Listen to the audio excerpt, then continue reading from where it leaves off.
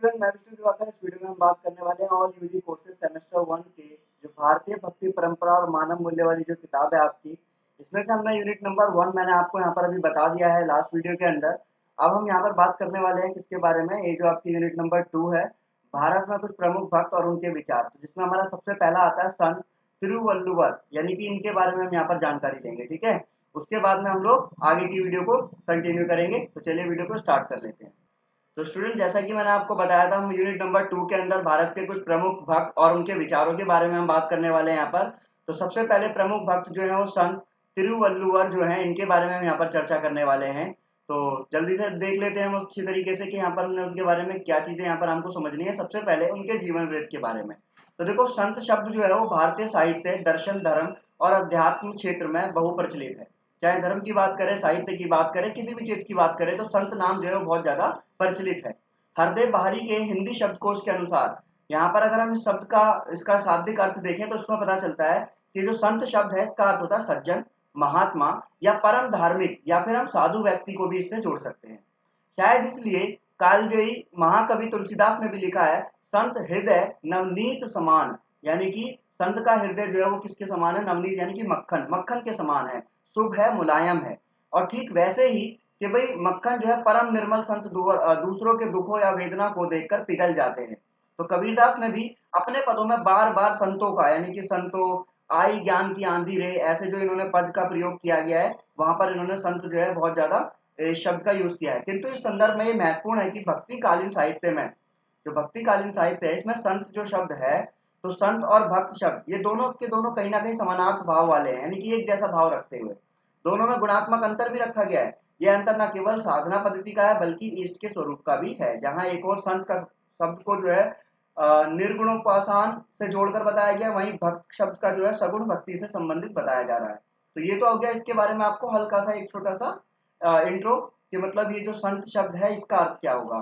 तो देखो, इनके जीवन काल की अगर हम बात करें, तिरुवल्लुवर के जो जीवन है, तो इनका जीवन काल जो है ज्यादा इनके बारे में प्रचलित जो किवंतियां हैं उसके अंदर बताया गया कि अनुमान 2000 ईसा पूर्व से लेकर 8वीं से 9वीं शताब्दी के मध्य इनका जो है जीवन लगाया जाता है। तिरुवल्लुवर को दक्षिण का कबीर भी कहा जाता है, और कबीर इनके जीवन में जो है, दोनों के जीवन के अंदर जो है आश्चर्यजनक समानताएं रही हैं, या न केवल जीवन से बल्कि विचारों में भी जो है दोनों के दोनों सेम।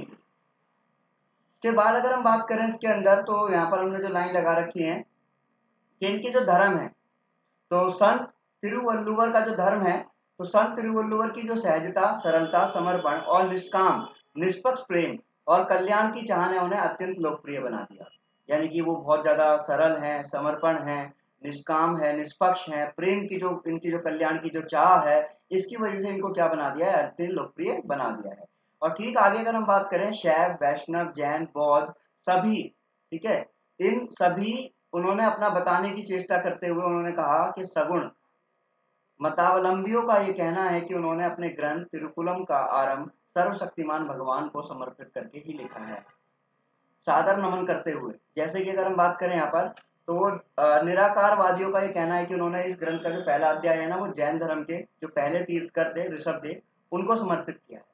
और इस संबंध में इतना ही नहीं कहा जा सकता कि वह एक सच्चे उदार मना धर्मनिष्ठ संत थे।